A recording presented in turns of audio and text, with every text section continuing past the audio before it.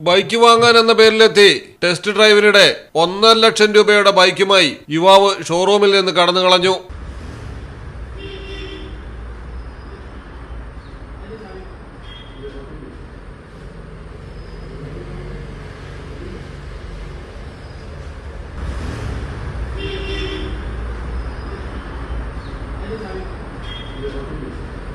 ആലുവ പെരുമ്പാവൂർ ദേശസാത്കൃത റോഡിൽ Assisi കവലയിലെ second sale ഷോറൂമിൽ നിന്നാണ് വമ്പൻ മോഷണം നടന്നത്.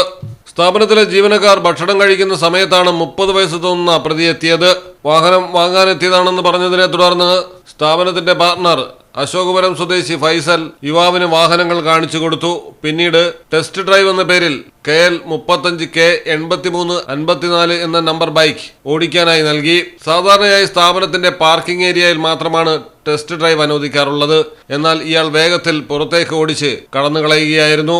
അരമണിക്കൂർ പിന്നിട്ടിട്ടും തിരിച്ചെത്താത്തതിനെ തുടർന്ന് CCTV ദൃശ്യങ്ങൾ പരിശോധിച്ചപ്പോഴാണ് മോഷണ വിവരം പിടികിട്ടിയത്. ആലുവ പോലീസാണ് പ്രതിക്കായി അന്വേഷണം തുടരുന്നത്. മലയാളം ടെലിവിഷൻ, കൊച്ചി. കടലിന്റെ സൗന്ദര്യം ആസ്വദിച്ചുകൊണ്ട് ഒരു ലക്ഷറി ക്രൂയിസിൽ പോയാലോ?